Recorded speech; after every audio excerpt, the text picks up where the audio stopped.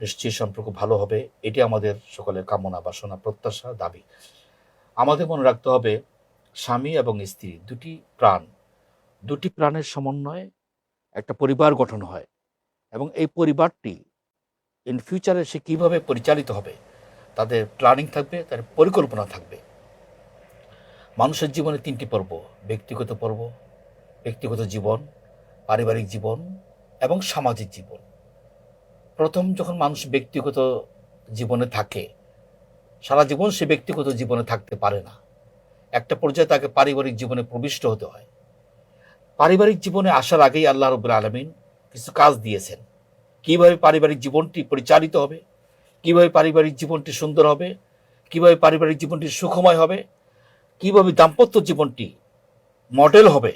আল্লাহ সুবহানাহু ওয়া তাআলা সূরা ফুরকানের মধ্যে বলে দিয়েছেন, রব্বানা হাব লানা মিন আজওয়াজিনা ওয়া যুররিয়াতিনা কুররাতা আয়ুন।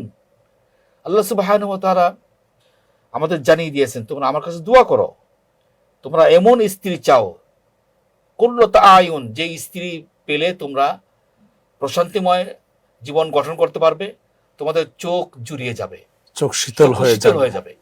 শীতল হওয়ার মানে হচ্ছে চোখ দেখা মাত্র চোখ জুড়িয়ে যাবে। তাহলে স্বামী এবং স্ত্রী দুটি প্রাণের সমন্বয় সাধন হতে হবে। এখন আমাদের প্রশ্ন হচ্ছে, স্বামী তার অধিকার পালন করবে স্ত্রীর, স্ত্রী তার অধিকার পালন করবে স্বামীর। স্বামী যদি স্ত্রীর অধিকার পালন করতে কৃপণতা করে, কোনো গ্যাপ তৈরি করে, তখন তাদের মধ্যে সম্পর্ক ভাটা পড়ে। আবার স্ত্রী যদি স্বামীর অধিকার পালন করার ক্ষেত্রে যদি তুচ্ছ তাচ্ছিল্য করে, অবহেলা করে, তখন তাদের মধ্যে সম্পর্কের ভাটা পড়ে। এই জন্য যার যার সম্পর্ক তারা পুরোপুরি পালন করবে, তখন সম্পর্ক তৈরি হবে। সম্পর্ক তৈরি করার ক্ষেত্রে স্বামী যেমন দায়িত্ব পালন করবে, পারস্পরিক যে সম্পর্ক সেটা শেয়ারিং, কেয়ারিং, স্যাক্রিফাইস এবং বিনয়ী, সম্মান, শ্রদ্ধা, আবেগ, অনুভূতি, ইমোশন, ভালোবাসা ভরপুর থাকবে। আমি আপনার কাছে আসবো, নাজমুল হাসান জুন্নুন, আপনি বলবেন যে স্ত্রীর প্রতি স্বামীর কি কি অধিকার রয়েছে? স্ত্রীর প্রতি স্বামীর যে অধিকারসমূহ রয়েছে তার অন্যতম প্রধান হচ্ছে, স্ত্রী তার স্বামীর যে ঘরের ভেতরের যে বিষয়গুলো আছে সেগুলোকে সংরক্ষণ করবেন। স্বামীর যে চাহিদা যেগুলো রয়েছে, শারীরিক চাহিদা, তার পরিবারের যে সাপোর্ট দরকার হয়, তার ঘর গুছিয়ে রাখবে, তাকে বাইরে থেকে যখন তিনি আসবেন তাকে যেন মানসিক শান্তি দেওয়ার জন্য যা যা করণীয়, তাকে খাবারের ব্যবস্থা করা, তার সেবা শুশ্রূষার ব্যবস্থা করা, অর্থাৎ রাসূল আকরাম সাল্লাল্লাহু আলাইহি ওয়াসাল্লাম সহধর্মিণী যিনি হবেন, যিনি একজন স্ত্রী হবেন, তিনি তার স্বামীর প্রতি শ্রদ্ধাশীল হওয়া, অবশ্যই তার প্রতি বিনয়ী হওয়া, তার প্রতি ভালোবাসা প্রদান করা, তার ঘর গুছিয়ে রাখা, তার সন্তানের লালন পালন করা, তার স্বামীর পরিবর্তে তিনি তার ইজ্জত আবরুর, তার লজ্জাস্থানের হেফাজত করবেন। জি, যেমনটি রাসূল আকরাম সাল্লাল্লাহু আলাইহি ওয়াসাল্লাম স্পষ্টতই বলেছেন যে আমি যদি আমার উম্মতের কাউকে সিজদা করার অনুমতি দিতাম, তাহলে স্ত্রীকে হুকুম করতাম সে যেন তার স্বামীকে সিজদা করে। যেহেতু সিজদা করা হারাম আমাদের শরীয়তে, সেজন্য স্ত্রী স্বামীকে সিজদা করে না। কিন্তু রাসূল আকরাম সাল্লাল্লাহু আলাইহি ওয়াসাল্লাম স্বামীর মর্যাদাটা এতটুকু দিয়েছেন। এর অন্যতম আরও একটি কারণ স্বামী তার স্ত্রীর যাবতীয় বিষয়ের দায়িত্ব গ্রহণ করেন, এবং স্বামী স্ত্রীর পারস্পরিক সম্পর্কের দিক থেকে তারা একে অপরের সমান। কিন্তু যখন পরিবারের কথা চলে আসে, তখন কিন্তু আল্লাহ রাব্বুল আলামিন বিধান নাজিল করেছেন যে আর রিজালু কওয়ামুনা আলান নিসা। পুরুষ অর্থাৎ স্বামী তার পরিবারের নিয়ন্ত্রক, তার স্ত্রীর বিধান আবলী, তার স্ত্রীর যে বিষয়াবলী সেগুলোর নিয়ন্ত্রক। আমাদেরকে সেই বিষয়টিতে খেয়াল রাখতে হবে। আপনি চমৎকার বলছেন। কাজী মারুফ বিল্লাহ উনি বলছিলেন যে স্ত্রী কি কি দায়িত্ব পালন করবেন। এখন স্বামীর কি দায়িত্ব আছে স্ত্রীর প্রতি? আল্লাহ সুবহানাহু ওয়া তাআলা বলছেন, হুন্না লিবাসুল লাকুম ওয়া আনতুম লিবাসুল লাহুন্না। স্বামী স্ত্রীর জন্য পোশাক স্বরূপ, স্ত্রী স্বামীর জন্য পোশাক স্বরূপ। অর্থাৎ ফুল দায়িত্ব পালন করবে, উভয় সমন্বয় সাধন করে। স্ত্রী বেশি করবে, স্বামী কম করবে, এমনটি করা যাবে না।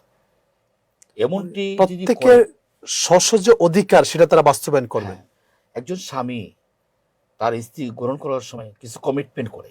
প্রথম যে কমিটমেন্টটি তা হচ্ছে তার মোহরানা কমিটমেন্ট। দ্বিতীয় কমিটমেন্ট হচ্ছে তার খরপোশ থেকে শুরু করে তার আয়েশের জন্য যা যা প্রয়োজন স্বামী তার তা করবে। চিকিৎসা, স্বাস্থ্য, তার বাসস্থান, তার সবকিছু মিলে খাদ্য, তার মানসিক, শারীরিক, আর্থিক সকল চাহিদা তিনি পূরণ করবেন। নিঃসন্দেহে স্বামী দায়িত্ব পালন করবে। এবং আপনি নিশ্চয়ই জানেন যে একজন নারী তৎকালীন আইয়ামে জাহিলিয়াতের সমাজের মধ্যে সবচেয়ে অবহেলিত ছিল। নারীদিকে পণ্য হিসেবে ভোগ করা হতো এবং এই নারী কন্যা সন্তান গ্রহণ করা মানে তাদেরকে একটা অবহেলার চোখে দেখা হতো, যে একটা অপমানজনক অবস্থা সৃষ্টি হতো। রাসূলুল্লাহ সাল্লাল্লাহু আলাইহি সাল্লাম এমন একটি বিধান আল্লাহ সুবহানাহু ওয়া তাআলার পক্ষ থেকে পেলেন, সাহাবায়ে কেরামদের সামনে ঘোষণা দিলেন, যার একটি কন্যা সন্তান জন্মগ্রহণ করবে সে একটি জান্নাতে মালিক হয়ে যাবে। তার সে দুটো জান্নাতে মালিক হবে। এবং যে ব্যক্তি 3টি কন্যা সন্তানের পিতামাতা হবে, তাহলে এই এই 3টি কন্যা সন্তানকে ভালো পাত্রস্থ করতে পারলে, সুশিক্ষা শিক্ষিত করতে পারলে, তাহলে 3টা জান্নাতে মালিক হয়ে যাবে এবং সে কিয়ামতের ময়দানে আমার পাশাপাশি থাকবে নিঃসন্দেহে। এবং রাসূলুল্লাহ সাল্লাল্লাহু আলাইহি ওয়াসাল্লামের এই বক্তব্য শোনার পর সাহাবায়ে কেরামদের দোয়ার ঢল নামলো যে হে আল্লাহ, আমাকে কন্যা সন্তান দাও, আমি সুবহানাল্লাহ। জান্নাতে মালিক হতে পারবো। এই যে একজন নারী কত গুরুত্বপূর্ণ একজন ব্যক্তি। একজন নারী, আমাদের সমাজের মধ্যে নারীকে আমরা অনেক সময় এই অবহেলার চোখে দেখি। নারী সে আমার ঘরে আসছে, কাজকর্ম করে জীবন ধারণ করবে না। নারী হচ্ছে সংসারের মূল চালিকা শক্তি। সংসার সুখের হয় রমণীর গুণে, সংসার দুঃখের হয় রমণীর দোষে। তার মানে হচ্ছে সংসার যদি ভালো করতে হয় তাহলে রমণীকে ভালোভাবে ভূমিকা পালন করতে হবে। একজন রমণী সবচেয়ে গুরুত্বপূর্ণ ভূমিকা পালন করতে পারে সংসারকে সর্বোচ্চ সুন্দর আয়েশের মধ্যে নিয়ে আসার ক্ষেত্রে। আপনি চমৎকার বলছেন। স্যার, আপনি যদি আমাদেরকে একটু বলেন যে আমাদের সমাজে আমরা দেখতে পাচ্ছি যে ডিভোর্সের অনেক প্রকট ধারণ দেখা দিচ্ছে এখন প্রচুর পরিমাণ। বিশেষ করে সংসার জীবনে আমাদের অনেক বেশি এখন আমরা অশান্তিতে ভোগ করছি বা শান্তি চলে যাচ্ছে, সেখানে ঝগড়া ঝাঁটি, ফিতনা ফাসাদ হচ্ছে। এই যে সংসারে অশান্তির মূল কারণগুলো কি আপনার কাছ থেকে শুনবো, তবে বিরতির পর। সুপ্রিয় দর্শক শ্রোতা, খুব গুরুত্বপূর্ণ আলোচনা হচ্ছে। আপনারা দেখছেন দারুস সুন্নাহ ইন্টারন্যাশনাল মাদ্রাসা নিবেদিত আলোকিত রমজান। নিচ্ছে ছোট্ট একটি বিরতি, আমাদের সাথেই থাকুন। ফিরছি আমরা কিছুক্ষণের মধ্যে ইনশাআল্লাহ।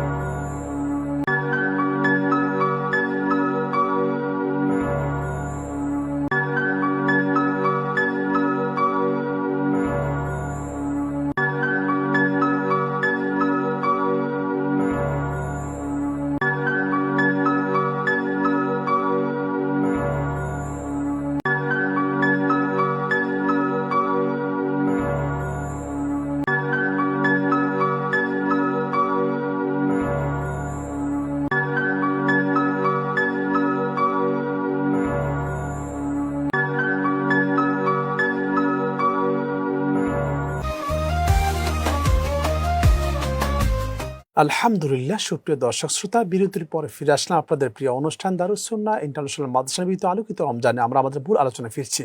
নাজমুল হাসান জুন্নুন, আপনি চাচ্ছিলেন যে এই যে সংসারে অশান্তির মূল কারণগুলি কি? আসলে আমরা সংসার জীবনে যদি আমরা রাসূল আকরাম সাল্লাল্লাহু আলাইহি ওয়াসাল্লামের জীবনটাকে অনুসরণ করি, তাহলে এই যে সংসারের আমাদের অবসাদ, আমাদের ডিপ্রেশন, সেটি নিমেষেই কেটে যাবে। রাসূল আকরাম সাল্লাল্লাহু আলাইহি ওয়াসাল্লাম যখন আম্মাজান খাদিজাতুল কুবরা রাদিয়াল্লাহু তাআলা আনহাকে বিবাহ করেন, তখন তিনি অঢেল সম্পদের মালিক। অঢেল সম্পদের মালিক হওয়া সত্ত্বেও রাসূল আকরাম সাল্লাল্লাহু আলাইহি ওয়াসাল্লাম যখন হীরা গুহায় তিনি যখন আল্লাহর ইবাদতে মগ্ন থাকতেন, আল্লাহ রাব্বুল আলামিনের চিন্তায় মগ্ন থাকতেন, উম্মাহর চিন্তায় মগ্ন থাকতেন, হীরা গুহাতে একজন যুবক ব্যক্তিও বর্তমান আধুনিক যুগে কিছু সিঁড়ি স্থাপন করার পরেও যখন আরোহণ করেন তখন ক্লান্ত হয়ে যান। কিভাবে খাদিজাতুল কুবরা রাদিয়াল্লাহু তাআলা আনহা তার ব্যক্তিত্বকে, তার শৌর্য বীর্যের অহংকারকে, তার যে সম্পদশালী, তিনি যে একজন সুদর্শন নারী, সেই অহংকারকে দূরে ঠেলে কুরাইশ বংশের কুরাইশ- ছিলেন জি। এবং পৃথিবীতে সম্মানিত মানুষ মানুষ ছিলেন, ছিলেন, তৎকালীন অন্যতম যুগে ধনী মানুষ, শ্রেষ্ঠ একজন ধনী মানুষ একজন ছিলেন, মিলিয়নিয়ার মানুষ, মিলিয়ন ট্রিলিয়ন ওনার কাছে ফেল ট্রিলিয়ন ছিলেন। ছিল। তিনি খাবার নিয়ে রাসূল আকরাম সাল্লাল্লাহু আলাইহি আল্লাহু ইসলামকে আকবার। পৌঁছে দিতেন। কি পরিমাণ ভালোবাসা, শ্রদ্ধা শ্রদ্ধা থাকলে ছিল। পরে এত উপরে দৈনিক 2-3 বার উঠতে পারেন।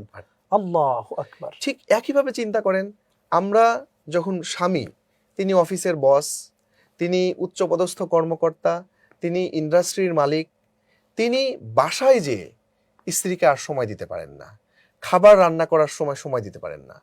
কিন্তু রাসূল আকরাম সাল্লাল্লাহু আলাইহি সাল্লাম দুনিয়া এবং আখিরাতের শ্রেষ্ঠতম ব্যক্তিত্ব, তিনি শ্রেষ্ঠতম নবী, কিন্তু সংসারের কাজে তিনি হাত লাগাতেন। আল্লাহু এমন আকবার। ভাবে হাত লাগাতেন যেন তিনি একদম সাধারণ একজন মানুষ। ঠিক একইভাবে সংসারে সম্পর্কটা কেমন ছিল, অভাব ছিল, অনেক সময় চুলা জ্বলতো না, কিন্তু কেউ বুঝতে পারতো না যে এই সংসার অভাব আছে, আল্লাহু কারো কাছে আকবার। অভিযোগ ছিল না। কোরআন মাজিদে আল্লাহ রাব্বুল আলামিন যেভাবে করে বলেছেন, ওয়ালাহুন্না মিসলুল্লাযী আলাইহিন্না বিল মারুফ। এই যে আমরা যখন একজন আরেকজনেরকে দোষারোপ করি, একজন আরেকজনের কমতি থাকে, এই কমতিটাকে আমরা ন্যায়সঙ্গতভাবে, আমরা ইহসানের দৃষ্টিতে দেখে একজন আরেকজনকে স্যাক্রিফাইস করার চেষ্টা করব। যত আমরা স্যাক্রিফাইস করব, তখন দেখব যে আমাদের পারস্পরিক গ্যাপটা কমে গিয়েছে। আর যদি আমি ইগো ধরে রাখি, আমি নিজেকে বড় মনে করি, একজন আরেকজনকে দোষারোপ করতে থাকি, তাহলে সংসারে সবসময় ফাটল সৃষ্টি হবে।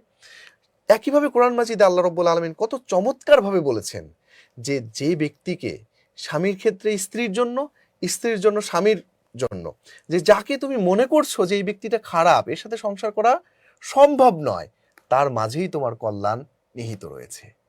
কিন্তু আমরা হয়তো মনে করছি যে আমি এই ব্যক্তিকে ত্যাগ করে আমি একটা নতুন জীবন গড়ব, আমরা বাধ্য হলে ইসলাম জায়েজ দিয়েছে, কিন্তু এটা চিন্তা করছি না যে এটি সর্বনিকৃষ্টতম হালাল। আমরা যদি পশ্চিমা বিশ্বের দিকে তাকাই, সেখানে শত শত শিশু তারা সিঙ্গেল প্যারেন্টের কাছে, হয় বাবার কাছে নতুবা মায়ের কাছে, অথবা স্টেপ ওরা ফাদার, frustrated হয়ে যাচ্ছে। মাদারের সাথে তারা বসবাস করছে। এই যে সিঙ্গেল প্যারেন্টের সাথে তারা বসবাস করার কারণে তারা নানা ধরনের মানসিক এবং শারীরিক জটিলতা নিয়ে বড় হচ্ছে, তাদের সাইকোলজিক্যাল ডেভেলপমেন্টে নানা ধরনের সমস্যা তৈরি হচ্ছে। ইসলাম যে একটি পূর্ণাঙ্গ জীবন বিধান, এবং পরিবার হচ্ছে এই জীবন বিধানের কেন্দ্র, যেখানে মানুষ সর্বোচ্চ শান্তি একজন উপভোগ করতে পারে যখন স্বামী স্ত্রীর সুসম্পর্ক বজায় থাকে। চমৎকার বলছেন কাজী মারুফ বিল্লাহ। আপনি নিশ্চয়ই জানেন যে আমাদের সমাজে যখন আমার সহধর্মিণী বাসা আসে, আসার পরে তার দায়িত্ব আছে, কিন্তু দায়িত্বের ভিতরে কি স্বামীর বাবা মা অথবা তার ভাই বোন অথবা তার বোনের হাজবেন্ড, তাদের দায়িত্ব কি তার স্ত্রীর উপর বর্তায়? আসলে এগুলো সমাজতার বিষয়। স্ত্রীকে মনে করতে হবে যে স্বামীর আত্মীয় আমার আত্মীয়, আবার স্বামীকে মনে করতে হবে স্ত্রীর আত্মীয় আমার আত্মীয়। এই সমঝোতার মাধ্যমে যদি পারস্পরিক মহব্বত ভালোবাসার সৃষ্টি হয়, একজন নারী স্বামীর বাবাকে, স্বামীর মাকে, স্বামীর ভাই বোনদেরকে অনায়াসে গ্রহণ করতে পারে। কিন্তু সে যদি মনে করে আমি স্বামী পেলাম আর কাউকে লাগবে না, এটা ইসলাম পছন্দ করে না। ইসলাম সম্পর্ক তৈরি করার ব্যাপারে গুরুত্বপূর্ণ ভূমিকা পালন করেছে। স্ত্রীকে স্বামীকে উভয়কে মনে করতে হবে দুইটা দুইটা পরিবার তৈরি হয়ে গেছে, একদিকে পিতা মাতা, অর্থাৎ দুই পরিবার মিললে এক পরিবার। এক অর্থাৎ পরিবার হতে হবে। তিনি আমার বাবা হোক, মা হোক, অথবা আমার শ্বশুর শাশুড়ি হোক, তারা চারজন মানুষই গুরুত্বপূর্ণ আমাদের কাছে। নিঃসন্দেহে তাদেরকে কোনোভাবে অবহেলার সুযোগ নেই। স্বামী তার শ্বশুর শাশুড়িকে অবহেলা করবে না, স্ত্রী তার শ্বশুর শাশুড়িকে অবহেলা করবে না। উভয়কে যদি সম্মান প্রদর্শন করে, এবং উভয়ের সন্তানগুলো যারা আছে, দেবর আছে, ননদ আছে, অনেক শালক- ফ্যামিলিতে আমরা শালা দেখতে শালক পাই আছে। মানে একরকম প্রেশার কেয়ার করা হয়। যেমন বোনের হাজবেন্ড আসলো, সেখানে তার ওয়াইফ তাকে খাবার দিতে হবে, তার জন্য খেদমত করতে হবে।